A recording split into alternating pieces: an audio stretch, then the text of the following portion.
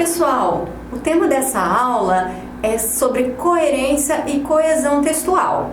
Bom, muito se fala sobre coerência e coesão, mas existe uma distinção entre as duas. Enquanto a coerência, ela diz mais sentido, ela trabalha mais a questão de sentido de um texto, de uma frase, a coesão textual, ela tem uma função um pouco mais ligada à estrutura desse texto e dessa frase. Então é um assunto muito pertinente para quem está estudando aí para o Enem, certo? E também para o dia a dia. Por quê? Porque tudo que você escreve precisa ter coesão textual. Quando você está frente a frente com uma pessoa, é muito fácil de você tirar dúvidas. Agora, quando você escreve, você passa para o papel, você precisa deixar o seu texto limpo para que quem está lendo ele consiga entender. Então, essa é a função da coesão textual, tá? O significado de coesão, então, está relacionado com os mecanismos linguísticos de um texto. Eles são responsáveis por estabelecer uma conexão de ideias. A palavra texto vem do latim textum, que significa tecido. Então a gente pode pensar justamente em como um tecido é formado. O tecido é formado por linhas que se cruzam, que se entrelaçam. E elas precisam estar bem entrelaçadas para que o tecido seja bom, seja confortável. Nós podemos pensar também nos fios que conduzem energia elétrica. Quando eles vão ser ligados, precisa se tomar cuidado entre as voltagens. Por quê? Para que não dê curto-circuito. Da mesma forma acontece com um texto. Se o texto ele não tem as ligações adequadas, ele fica poluído.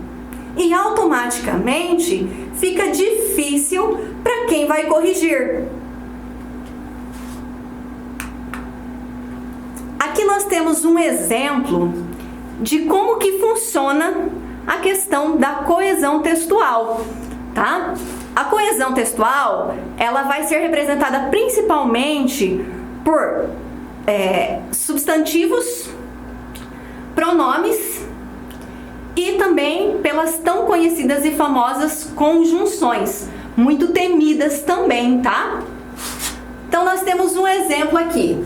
Os alunos chegaram cedo, mas a porta da sala estava fechada. Decidiram então passar na secretaria a fim de descobrir o que aconteceu. No caminho, os discentes encontraram a diretora, a qual lhes disse que o professor estava doente. Percebam que todos os elementos que estão em destaque fazem referência ao substantivo inicial, alunos. Percebam, os alunos chegaram cedo, mas a porta da sala estava fechada. Bom, o que a gente presume? Que se eles chegaram cedo, a porta estaria aberta, a porta não estaria fechada.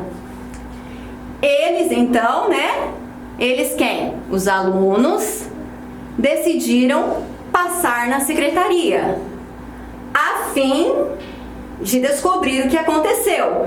Quem queria descobrir o que aconteceu? Novamente os alunos. Percebam que todos os termos responsáveis pela coesão continuam fazendo referência ao nosso substantivo. No caminho, os discentes, quem são discentes, pessoal? Discentes é um sinônimo de alunos, então novamente estou fazendo uma referência aos alunos. Ah, professora, mas por que aqui eu não falo aluno novamente? Porque se eu repetir o substantivo, eu vou poluir o meu texto. Eu vou causar um cansaço demasiado em quem está lendo. Então, os discentes encontraram a diretora, a qual lhes disse que o professor estava doente. A qual faz referência a quem? A diretora. Então, novamente, nós percebemos aqui que um elemento está se referindo a outro. Bom, há dois tipos de coesão textual: a coesão referencial e a sequencial. A coesão referencial, ela é responsável por criar relação entre as palavras e expressões dentro de um texto, permitindo assim que o leitor identifique os termos aos quais se referem. Já a coesão sequencial, ela vai criar nos textos as condições para a progressão desse texto, estabelecendo entre todos os elementos do texto uma relação lógica, né, com relações de causa, consequência, oposição, adição e entre outras. Bom, vamos falar então sobre a coesão referencial. Vamos ver um exemplo da coesão referencial, que é aquela que faz referência a um termo que já existia no texto. Nós temos o seguinte parágrafo. Ana Elizabeth gritou. Ela ficava apavorada quando o pai a deixava sozinha, apesar dela ter 16 anos e entender a necessidade do bom homem trabalhar. Percebam aqui que os termos grifados em vermelho fazem referência ao substantivo, ao nome próprio, Ana Elizabeth. Por quê?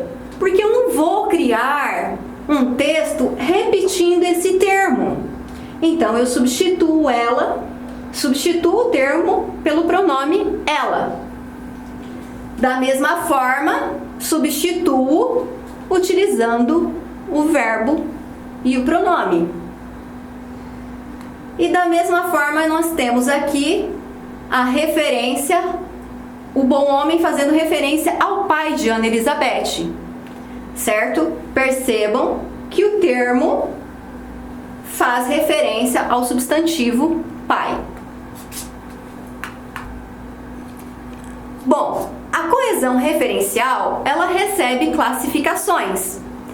Ela pode ser classificada em anáfora, catáfora, elipse e reiteração. Quando nós temos uma coesão em anáfora, quando o elemento que faz referência, ele está no começo do texto, no início, né? Quando nós temos um elemento fazendo referência a algo anterior a ele.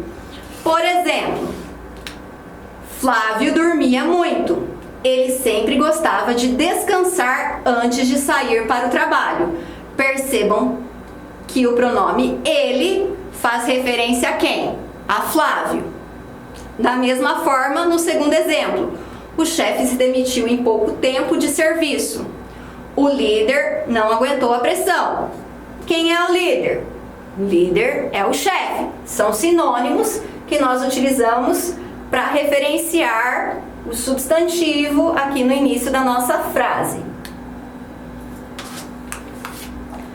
Quando então que uma coesão ela vai ocorrer em forma de catáfora? Quando um elemento do texto fizer referência a outro posterior. Por exemplo, a tia olhou e falou: Rodrigo, parece fraco.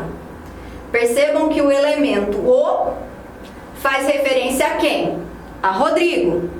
Da mesma forma, no exemplo seguinte, há 3 coisas que podem ser escondidas por muito tempo. Há 3 coisas que não podem ser escondidas por muito tempo: o sol, a lua e a verdade. Percebam que as 3 coisas são descritas depois: o sol, a lua e a verdade. Em terceiro lugar, nós temos a elipse, que é a omissão de um ou mais termos de uma frase. No entanto, a gente consegue identificar facilmente que está se referindo àquele substantivo, àquele outro termo. E isso ajuda a gente a não repetir também desnecessariamente o mesmo substantivo. Exemplo: a mãe foi a primeira a chegar em casa. Abriu a porta, tomou banho, fez o almoço e esperou sua família. Percebam que todos os verbos estão flexionados para se referirem a quem? A mãe. Com isso, nós evitamos um parágrafo cansativo. A mãe foi a primeira a chegar em casa. A mãe abriu a porta. A mãe tomou o banho. A mãe fez o almoço e esperou sua família. Deixamos o texto limpo e com fácil entendimento. Reiteração. Bom, reiteração, ela corresponde à repetição de elementos referenciais do texto.